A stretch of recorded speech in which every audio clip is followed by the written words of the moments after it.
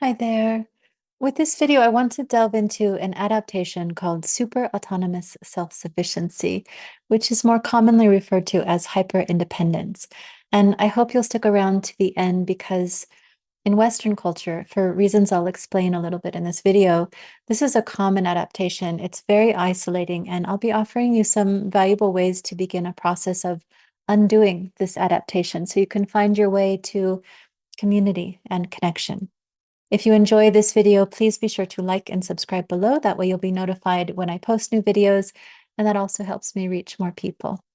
As we zoom in on this particular adaptation, please consider that the insights I share with you might be helpful to you directly, or they might help you better understand and support someone else. At the same time, I invite you to stay zoomed out on the even bigger picture, which is that, learning about a particular adaptation, whether you recognize it in yourself or someone else, the bigger picture of what we're doing through our inner work together is that we're learning how to be with ourselves and each other in more loving and deeply understanding and compassionate ways. It can be very hard to unlearn the ways each of us learned to navigate the world based mostly on our early life experiences. And it would be so wonderful if we could see the suffering that drives us all to our less than perfect ways. And if we could help each other unlearn the ways that hold us in suffering rather than judge each other for those adaptations. That's the bigger picture, really, of what I hope to offer you with any of my teachings. One last thing before we delve in, this is amongst the kinds of topics we cover in my monthly inner work circle, a high benefit, low cost subscription program for inner work done in community. To join us, you can click the link below. So, what exactly is hyperindependence? Hyperindependence is an adaptation that stems from an inability to trust that others can be depended upon. It's something well beyond healthy self-reliance or healthy independence. It's an insistence on autonomy at almost all costs. And it's primarily the result of certain types of early attachment wounds or an experience of acute or prolonged trauma that taught the person that it is simply not safe to rely on others for protection or support, even when it's needed most. This adaptation involves an almost phobic refusal to seek help or emotional support from anyone, and an active suppression of feelings in order to get through things alone. Traumatic experiences are experiences in which the threat of the moment exceeds a person's physical or psychological capacity. It's an experience of life-threatening helplessness. The traumatologist Gabor Mate further refines this definition of trauma as not what happened to you, but what happened inside you as a result of the experience. And what happens inside are adaptations, adaptations to our beliefs about the world and the stories that we tell ourselves about the world, adaptations to the automations in our nervous system, adaptations to our level of sensory sensitivity, and more. They're deep changes to the inner world. And with the adaptation that is hyperindependence, that inner world has been taught two essential things. Number one, that others cannot be relied upon for support and help. And number two, and this is something that people often miss, that they are not worthy or important enough to others to deserve their support. So here are a few examples of how hyperindependence can develop as an adaptation. If, as a child, your caretakers were neglectful, unavailable, or harmful, and therefore you or that child had to handle life's challenges on their own or only had themselves to depend on for creating safety and for soothing fears and pains. It can be the result of being parentified by one's caretakers. In other words, one or both of the caretakers assigned adult responsibilities to you very early in life or made you their confidant in some way because they didn't have someone else to fill that role. It can be the result of an experience in childhood or adulthood that was overwhelming, in other words, a trauma, followed by a lack of support by others. It can result from the emotional damage caused in childhood or adulthood by abandonment, broken trust, or deep betrayal. Abuse or betrayal in childhood or adulthood can make a person extremely untrusting of others and therefore committed to never relying on or trusting anyone but themselves ever again. Hyperindependence can even be an overcompensation in the attempt to move away from codependency, the opposite, an adaptation in which we experience an unhealthy sense of being dependent upon the others and their well-being. Extreme independence may have been how one earned the love and praise of their caretakers. It may have been highly rewarded and therefore became embedded as the way to meet the essential needs of love, safety, and belonging. Essentially, any experience, acute or prolonged, that teaches a person that they can't trust or rely on anyone else to feel safe and loved, perhaps that no one can handle their needs, and that keeping themselves safe, emotionally or physically, means relying solely on themselves, results in hyperindependence. To a degree, hyperindependence can also be the result of, or at least amplified by, the societal belief that receiving support is weak or unacceptable, an idea that is easy to pick up on in Western culture. We live in a world that has set up a false power dynamic between giver and receiver, and worse yet, stigmatizes the very act of asking as undignified, when really the flow of giving and receiving is how nature works, and it's what keeps life flowing. When we're able to ask and receive, it makes others feel okay to ask and receive as well. Thus, a natural flow is activated. Despite all our virtual connections, we live in one of the most isolating times in human history. Many people have very few close friends or people they can rely on. For those in the US in particular, the most hyper individualized and transactional societies to ever exist, many of us are falling over the edge into the unhealthy and unfulfilling state of hyperindependence. So let's talk about what hyperindependence looks like in real life. Hyperindependence shows up as a difficulty asking for help, no matter how hard the struggles are. If a hyperindependent person does ask for help, they're likely to experience pretty intense shame. The rare request for help can be very subtle as the hyper-independent person tests the waters to see if the other person really cares or is actually capable of holding something with them.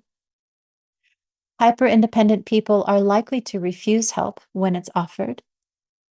At work or at home, they tend to have an inability to delegate, especially any tasks that are difficult, because the belief is that no one will do the job as well as they can, that no one else will pay attention.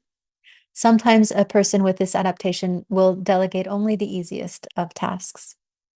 Coinciding with this is a tendency to take on too much responsibility, and not only because they can't delegate, but also because the hyper-independent person likes to stay busy, partly to avoid social interaction. Hyper-independent people tend to be overachievers as well and are quite happy focusing on academics or work. To the hyper-independent person, relationships with others often feel more burdensome than supportive or enjoyable. Because they have a sturdy capacity to be there for others, others often seek their advice and support, yet they rarely experience people who can be equally strong for them or may just believe that this is true. This can be both real and imagined. For all of these reasons, the hyper-independent person tends to avoid closeness and is likely to flee a relationship as soon as they develop an attachment to someone because it's just so uncomfortable to trust. It's too risky, too vulnerable. It feels much easier and more familiar to stay in their silo and the story of life that they know. They are also likely to withdraw or shut down at the first potential sign of a person not being emotionally reliable. Thus, the hyper-independent person will likely have very few close or long-term relationships. A hyper-independent person can sometimes, but not always, have a stronger than usual aversion to anyone who seems needy, because neediness is shadow for the hyper-independent person. It's forbidden because a need won't be met and will only lead to disappointment. So, not safe to have. When the walls barricading against vulnerability are really fortified, the hyper-independent person may be incapable of extending compassion or empathy to others, even if another isn't needy. The hyper-independent person may tell another who is looking for simple support or understanding that they aren't responsible for their feelings, even if that isn't what the person was looking for. They can erect very inflexible barriers that push people away instead of holding healthy, compassionate boundaries that allow for connection with those we care about. Suppression of emotions is another big part of the hyper-independent adaptation. This is essentially the hyper-independent person treating themselves the way others treated them. The character within us who directs all our strategies for safety, a character I call the loyal soldier, tends to impose similar rules on us that our caretakers imposed. So oftentimes, a hyper independent person can't even be vulnerable with themselves. This suppression of emotion is why a hyper independent person often presents as reserved or detached. And lastly, substance abuse is a common coping strategy for the hyper independent person. It can be the only way they know to find relief from all that they hold. Like all adaptations and trauma responses, one's hyper independence will have served them for a time. It may have even been a lifesaver, most likely. But adaptations are meant to be temporary and need to be relinquished once the danger or threat is gone. Again, the traumatologist Gabor Mate uses an example that I love about the Texas freeze that happened not too long ago. To adapt, he wrote, Texans found themselves wearing layers of coats and scarves to stay alive, to stay warm.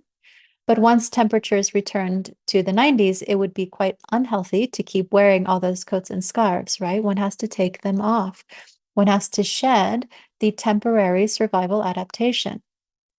When it comes to our psychological and neurological adaptations, whether it's hyper independence or something else, our inner work is about learning how to take off those excess coats and scarves. The cost of hyperindependence is human connection.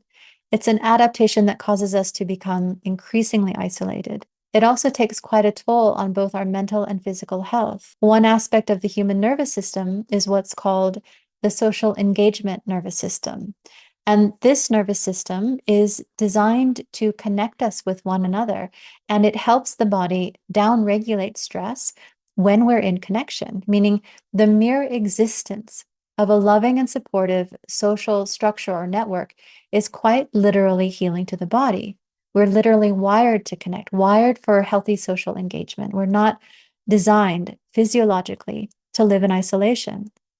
The cost of hyperindependence is also the series of consequences that result from suppression of emotions.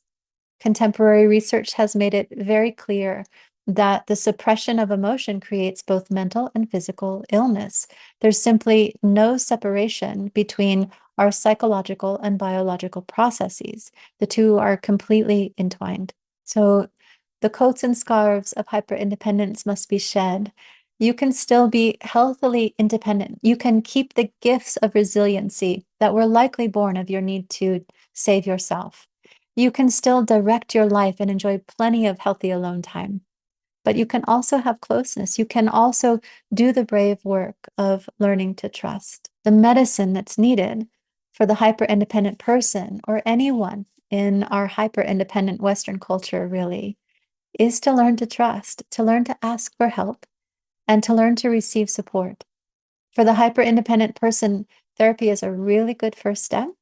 The therapeutic relationship is a safe place to build trust in another person's capacity to see you, to care, and to hold your truths, as well as to help you find the words for your truth and your story so you can get clear on that on the inside first before you take the brave step of sharing that outside the therapeutic relationship, which can be really helpful to a hyper independent person that doesn't want to be vulnerable. Another important step, and this would be valuable for any Westerner as well, not just the acutely hyper independent person, is to redefine what it means to ask for help. To ask is to offer your trust, it's to initiate a connection, it's a way of asking people to collaborate on the building of your life. It also invites and resets the essential flow of give and take amongst us. It bonds us together. Another invitation for the hyper independent amongst us is to choose one person in your life to out yourself to. Let them know what your hyper independent coping strategies look like and ask them to help call you into more connection, even if you resist it. Ask them if they would be willing to help you ask for and receive more support.